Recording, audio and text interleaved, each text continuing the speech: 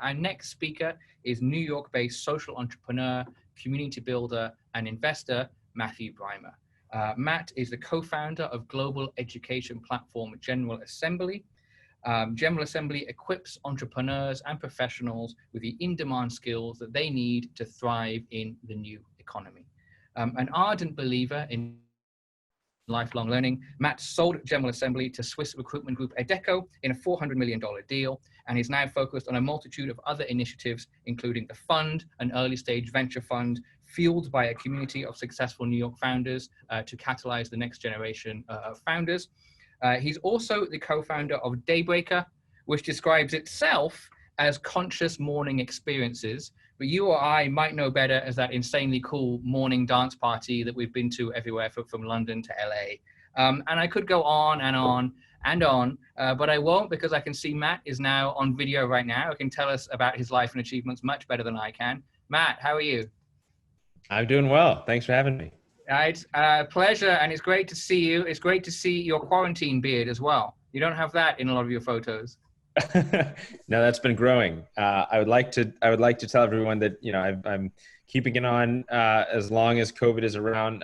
But in fact, I am quarantining in upstate New York right now, and my electric razor, which would have cleaned this up, is stuck down in Brooklyn. So, you know, we're working with limited resources here. Yeah, I suppose if that's the biggest impact you have from COVID, then you can consider yourself a pretty lucky guy. You are turning into quite the woodsman, though. If you're in upstate New York, you're starting to get the look. For sure. I bought a wood splitting axe, and I've been chopping some wood. Actually, not kidding. So that's been okay, good. Okay, great. All you need is a plaid shirt, and you're there. So as I alluded to in the intro, you wear a number of hats, including a woodsman hat on occasion. For some of the audience in Asia who might not be as familiar with your work, can you tell us a little bit about yourself first before we really get into the topics? What you've built, some of the things you've achieved, and what you've been working on more recently, maybe since the General Assembly acquisition in 2018. Sure. To do all that in just 1 minute, right? But I know it's a big question. Sure. So, you know, I've always sort of considered myself, or looking back, I guess, consider myself now, you know, a bit of a cultural instigator and community builder. I'm an entrepreneur, you know, sort of by career. I would say I'm someone who does not easily sit still with any one particular interest. I'm sort of curious about a lot of different things. I've tried a lot of experiments. Some have worked, some have not. But I really think like the art and the science of being an entrepreneur is experimenting with a whole bunch of things, and knowing that your entrepreneurial journey is sort of a series of science experiments, and you know, that's part of the journey. You have to enjoy that adventure and enjoy that the journey more than just seeking one particular destination. And so, you know, for me, you know, I was born and raised in the American Midwest. Grew up as the son of two small business owners. Both of my parents were super creative, and we always had a very creative household.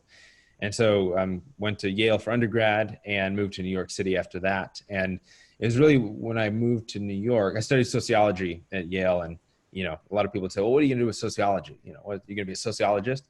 And in fact, I would say that pretty much my entire entrepreneurial career has been a series of sociological experiments with sort of good intentions, I would say.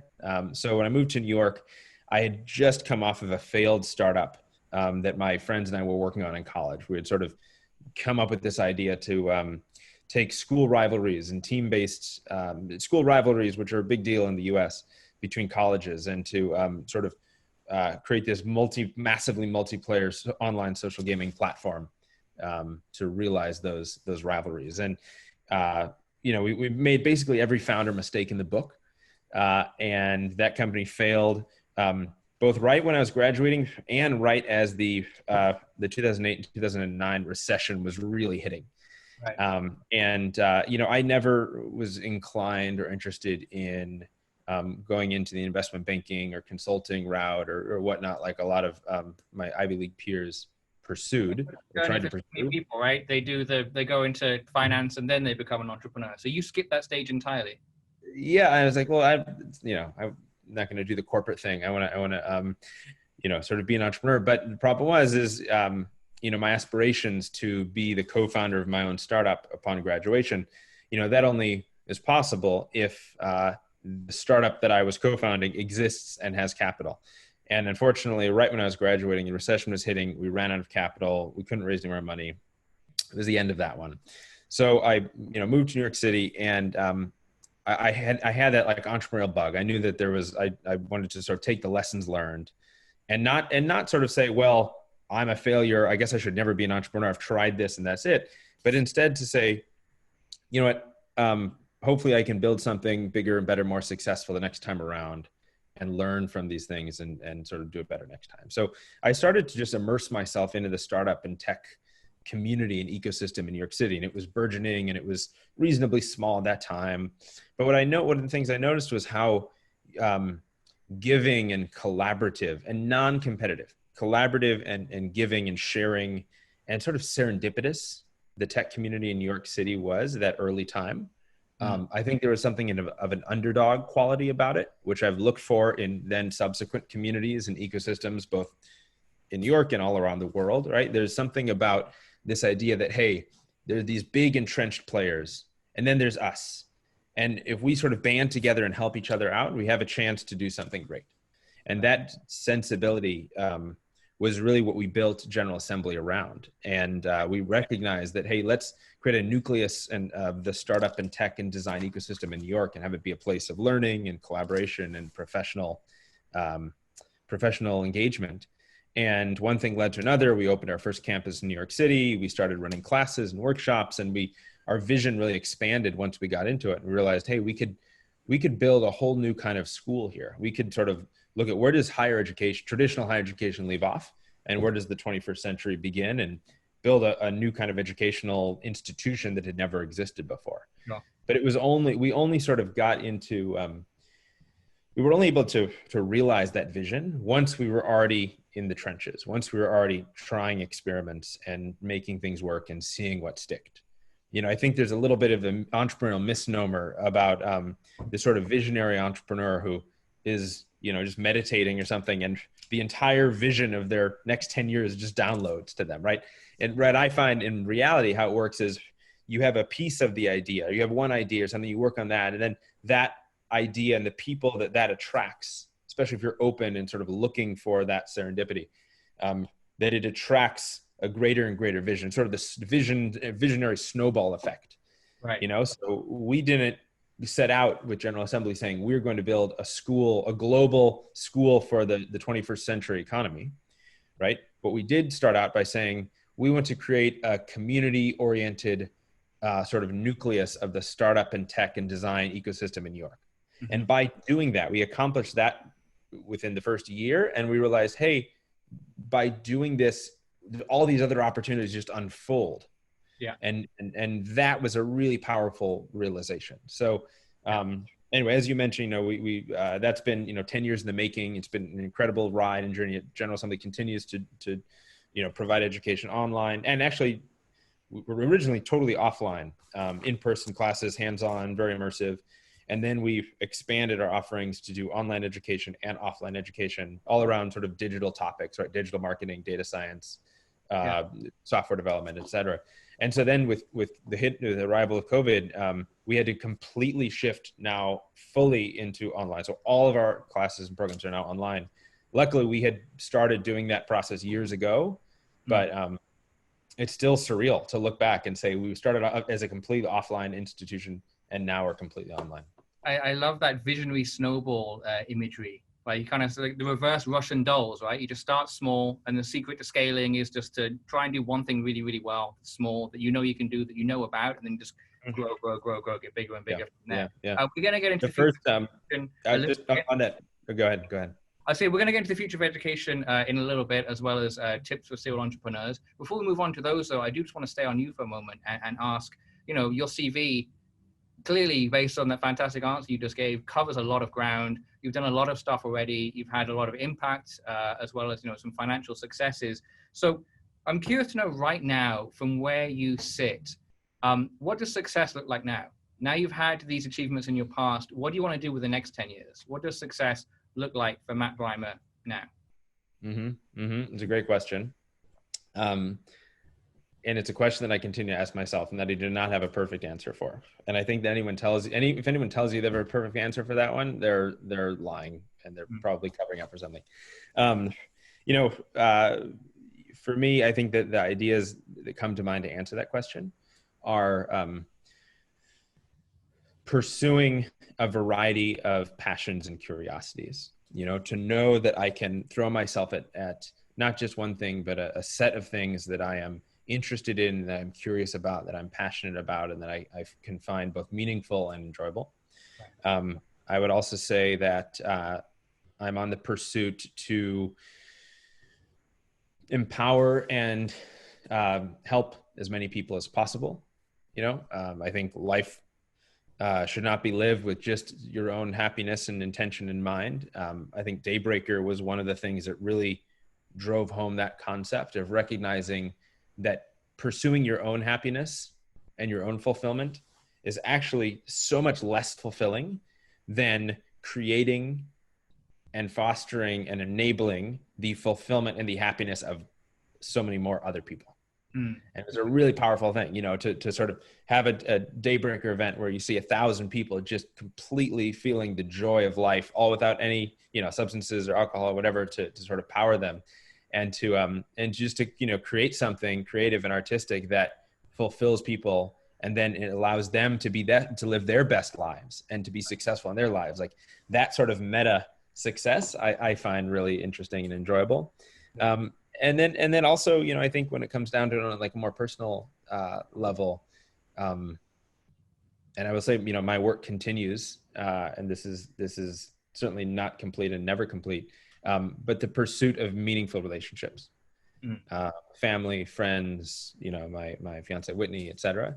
I think true happiness comes from meaningful relationships, if I had to like really boil it down, and everything else is sort of a ladder along the way.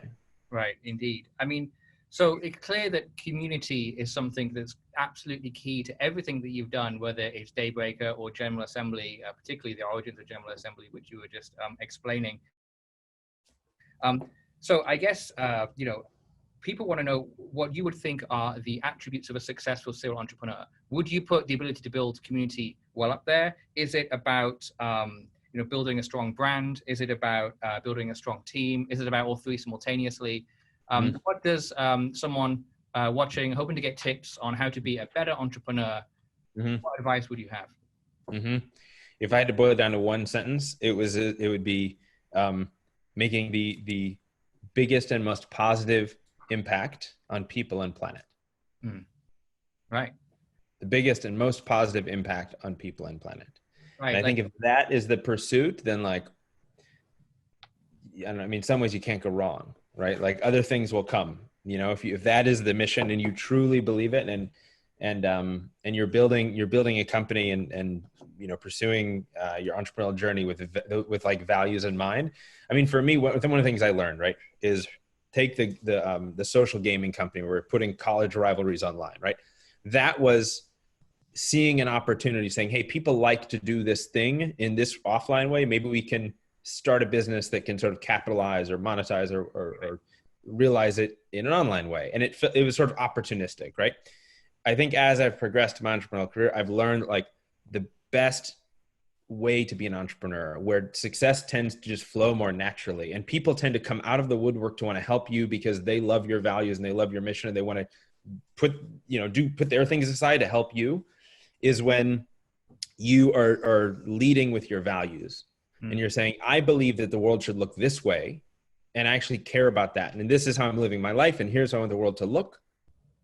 And to believe that you can change the world in certain ways, that it's not just static, but that you can change the world in ways that you actually care about and believe in, and that your work day after day is pursuing those values, and that the business is the engine, the company is the engine to power the realization and manifestation of those values. I think it was Peter Diamandis who said, if you want to become a billionaire, help a billion people. That's kind of what you're saying, right? You just need to have impact. You need to have a product or a service or a community that people actually want to be a part of. And if you do that, then everything else follows.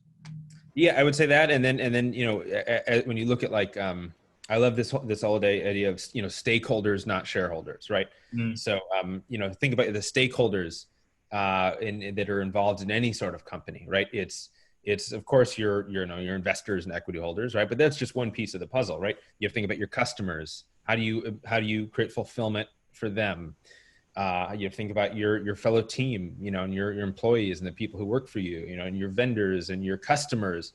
You know, that's when I think about community building. Community building is really bringing people together for some purpose, some shared interest or shared drive or shared reason to come together, and not just doing it in a sort of one-to-many broadcast type approach, Yeah. but creating ways for those groups of people to support each other. Right. So if you can build community among your customers can start helping each other out, and they feel more connected to you, and there's sort of network effects there, right? If you can create community among your employees and your team, then there's value being created across and between your team members, not just from you as the founder or CEO. Right. You know, same thing with your, you know, with other parts of the company or the greater, you know, groups of stakeholders that you might touch or impact. Right. And what do you see as your role in these companies when you're trying to strive to achieve this? I mean, you've mentioned when we've spoken in the past, you know, you really do believe that classic kind of entrepreneur anecdote that you should be the dumbest person in the room, right? If that's the case, what is your role in moving your companies forward? Is it throwing those visionary snowballs down the mountain? Mm-hmm. Mm-hmm. See, So, the person in the room as the founder, what are you doing to what's your role? What do you bring to the table? And what should all founders bring to the table? Yeah, that's great. So it sounds like there's two questions there, right? So one, you know, what is sort of my role? The throwing the visionary snowballs down the mountain. I love that metaphor. You know, I really believe in, I love the 0 to 1 time frame. You know, I think any good entrepreneur has or should be developing enough self-awareness to know what they're good at and what they're not good at. And that's really, really important. You know, the best entrepreneurs should be doing what they're really good at and what they really enjoy, with some edge that they're working on, but not doing a bunch of stuff that they're not good at and that they have no desire to get better at, right? So for me, you know, I love cultivating the vision and bringing people together to create a, shall we say, sort of an entrepreneurial self-fulfilling prophecy. Mm-hmm. Right. So I love, for me, I get a lot of joy in sort of having, you know, a crazy idea, or maybe co-building a crazy idea with some people, right? And then sort of bringing the right people and resources and attracting the right people and resources together, such that I can continuously step out of the way. I think that, like, at least my method of entrepreneurship, and there's different methods, right? But my method is, the better people that I want to always attract and to bring on, you know, people who are better and more talented than me in every particular thing. If I'm the best at something, it means I haven't found the right team member to do that thing yet. Yeah. Right. And so if I can sort of bring in the right people and the right parts and the right sort of partners or whatever into this sort of growing endeavor, right? And then I can continually sort of step out of the way, and let people who are better at these particular things thrive, then, like, the true success for me, as you know, that I believe as an entrepreneur, the true success is being able to eventually just stand and have do nothing, to sort of step off the ship, and the ship continues to sail into the sunrise, and it's powered by its own team, and it's by its own fuel and its own momentum. And you know that your vision and your DNA is deeply embedded in the whole thing, right? And that it has your momentum that you imbued and you embedded in there, but you do not have to be the captain of the ship. You can step off the ship. And if the ship continues to go forward and not sink and not hit an iceberg and not blow up or whatever, then, like, you've done your job as an entrepreneur. You've built something that can last. To step off the ship, it's actually something that is a pleasure for you, because you know you've built something that's self-sustaining. I think that's the true art. That is, if you stay on the ship, then there's always this question of, well, if you get off the ship, would the ship sink? Like, is it really just exist just because of you? Have you just glorified yourself? And if you get off the ship and the ship can continue to sail on its own and do its thing, and it doesn't need you as the captain, then you've built something greater than yourself. Yeah. You've built something that is from you and of you, but it is not reliant on you. You've created something that now has its own life and its own autonomy and its own momentum. Yeah. And I think that is like, that's like the true joy and pursuit of the entrepreneur, to create something greater than yourself, hopefully more than once. You know, I mean, I'm not involved. I'm not on the payroll at General Assembly. I'm just sort of a friend and advisor there, and it continues on. And that brings me a lot of joy. You know? Yeah. We have a little bit of time left before we move over to the Q&A. So I want to ask you a couple of questions before we do. So with the Good Ship General Assembly and now the Good Ship Industry Standard, which is a new startup you're working on that we haven't discussed yet, you know, you focus on teaching skills, preparing people for the jobs of tomorrow, and so on. So what do you think is the future of education? What does it look like in an ideal world, and how do we get there? Great question. So a couple of ideas. One, it's so important that we teach people how to think and to think for themselves. You know, we live in an increasingly noisy world where knowledge can be mediated, communications, media can be mediated and personalized without our knowledge, where the sort of separation of church and state, right, between advertising and editorial journalism is sort of always or increasingly you know, being attacked and breaking down. Tell me about it. And it leads to all sorts of, you know, we don't need to have this conversation now, but it leads to all sorts of weird and terrible, you know, and problematic things, right? Politically, socially, you know, epistemologically, right? And so, you know, knowing that the pursuit of facts will continue, but that skills so much will change. You know, societal norms will change, morals will evolve.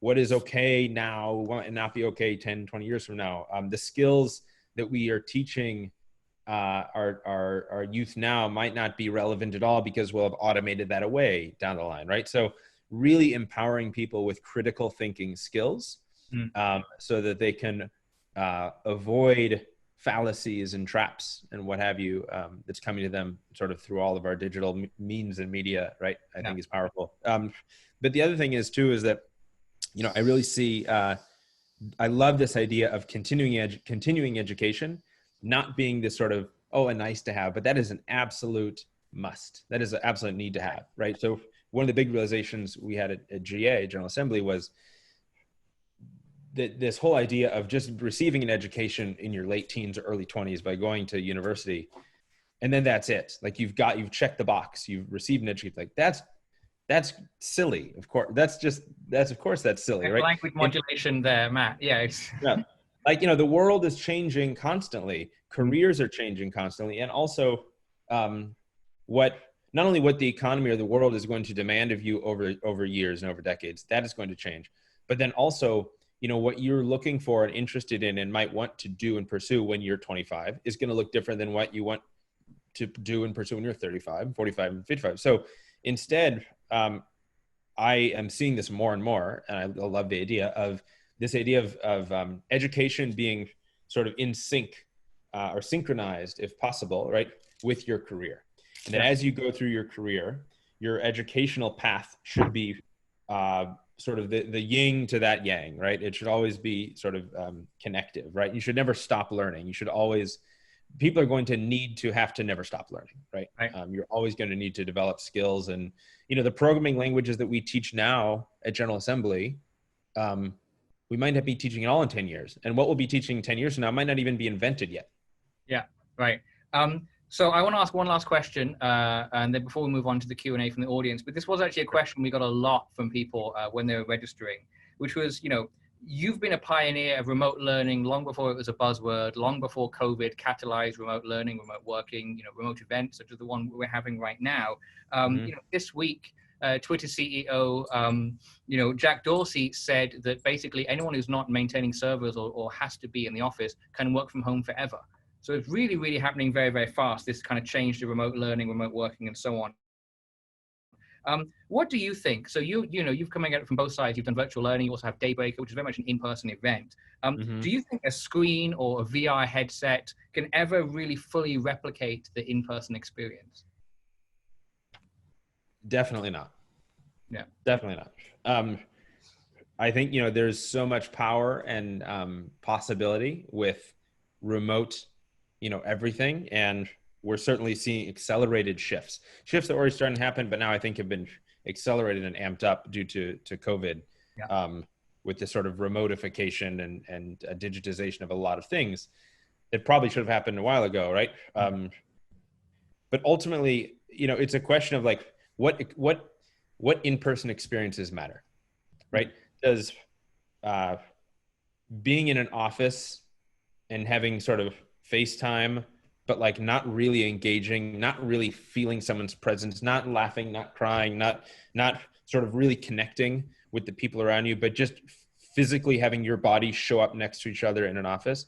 I would argue that like that we can easily make more remote, or aspects that we can make more remote, because those were not meaningful, powerful in-person experiences. Yeah. But there are plenty of things that, plenty of experiences that, as humans, right? We've evolved all of these eons, right, to connect and to relate to each other and to sort of mirror each other's facial expressions as a way of sharing an emotion, a way of sharing empathy with someone. And with Zoom, right, there's glitches, there's lags, there's freezes, all these different things. It sort of gets the job done part way, but there's still so much richness and robustness to in-person experiences that, to conclude, I actually see there being this sort of bifurcation along maybe two ends of the spectrum, where certain things we will realize collectively, maybe not all at once, but we'll start to realize, this whole category of things, this end of the spectrum, we can make more remote and we're fine. Right. But then we will crave, I think we're already starting to see this, and we can all ask ourselves too, like, what are we missing most by being in lockdown? Like, name a few things, right? But we will realize that we crave certain kinds of human experiences face to face. Yeah. And those are the ones that we're going to cherish the most and try to preserve and keep, So I think rather than just doing everything sort of in a blasé way in person, we're going to now recognize what can we really make remote and what do we absolutely need to enshrine and sort of hold sacred, that we want to do in real life, face-to-face experiential method. Yeah, we will have a lot more time on our hands right now. And one of the things we're seeing as a result of that is we are starting to make more conscious decisions, whether it's how we spend our time, whether it's what we consume, and so on. I do want to go on to some questions we have from the audience now. Before I do, we're going to launch a poll, though, because it is very much related to what we were saying about online events. So if you're an attendee, you'll see a box appear on your screen right now, which asks, will you think twice before attending a live event once the pandemic is behind us? Let us know what you think while I ask the first question to Matt, and then we'll come back to the results in just a moment. Matt, we have a question from the chat box, Alexis Josen. Alexis asks, how do you reconcile the business and the educational side of General Assembly? So did the drive for profit or success kind of outweigh the, the priorities of learning? Alexis asks. So, I think it's always, being an entrepreneur is always a balancing act, right? You're balancing a lot of things, right? You could give away your entire product for free and run out of all your money very quickly. And then that would be the end of your business, right? You could charge too much or try to charge too much and minimize your market or exploit your customers. And ultimately that'll come back to bite you. And, that won't work out either. And so, with us, it was always, doing our best, right? Sort of still being fallible humans, still making mistakes, right? But doing our best to really put the customer first and to say, okay, if we can provide an outcome-oriented education for our customer, then we will have a good business. And that was something we recognized early on, is we still have to charge. We have to charge someone. And now we're doing all sorts of stuff where we have employer pay and we do income share agreements for our students, so that you only paying back the tuition as a percentage of your income. So you're don't have a job, you're not paying anything. If you pay, making more, you pay more, right? So there's all the different ways to sort of spin that wheel.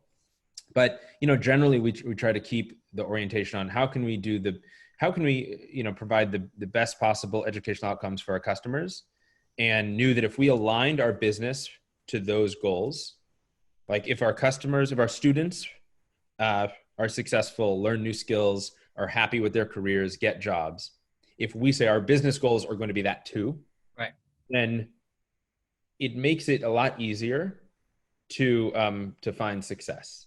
Whereas if our business goals were predicated on, I don't know, I won't name any names, but there are for-profit educational institutions in the US that are less scrupulous than we are, and they actually benefit from students dropping out partway through. Yeah. But Right. we did not orient our business toward that at all. That actually hurts us. Right. You know, so I think a lot of it comes down to, can you orient your business toward the educational successes of your students if you're building an education business? And if so, then you're sort of all swimming in the same direction. Mm. Okay, we have the results back from the poll as well, and it seems quite categorical, in fact. 79%, almost 80% of people say yes, they will think twice before attending an in-person large event, even post-pandemic. Does that surprise you? Does it surprise me? Yeah. No. Indeed. I mean, so there's so many opportunities, right, in the event, offline events, and also in the virtual world for entrepreneurs after COVID. I mean, particularly given the feedback we've got from our audience tells us things are going to change, right? We're going to have to recalibrate in so many different ways. So what excites you the most about the post-COVID-19 future, and how do you want to play a part in it? That's a question from John Nguyen, who is the CFO of Kombucha Institute. So, I will say there's a lot of things to be sad about, to be worried about, to be not excited about, right? But that wasn't the question. And I think it's just as important, if not, actually, I would say it's more important to dwell on what we all hope for. Like, let's all paint the picture that we want. Yeah. Let's all spend more time painting the picture that we want to see the world become, rather than sort of inadvertently painting the picture that we don't want the world to become. And then guess what? That's how the world becomes. Yeah. So, for me, what comes to mind, right, of what I'm looking forward to, I'm excited about, sort of a post-COVID world is, one, the adherence and refocus on localism, local food, local community, neighborliness, people appreciating their immediate surroundings, their the flora and the fauna and the humans, right, that sort of make up their immediate tapestry. Hopefully being less isolated once we are coming out of this. I think we'll all also really hopefully appreciate in-person interactions that we took for granted so much. Like when we could just all sort of take for granted, oh, everyone's just, there's all these people everywhere, all around. Now, like, the opportunity to have a dinner party, to get together with some, even a small group of people, like those things, I know that we will hopefully cherish. I know in the immediate term, once they're allowed, but also hopefully in the longer term, right? These sort of in-person, gatherings, maybe not large, maybe large events will be one of the last things to become safe. And I still don't know how those are exactly going to become safe, right? But the smaller gatherings, and then, also I would say, I look forward to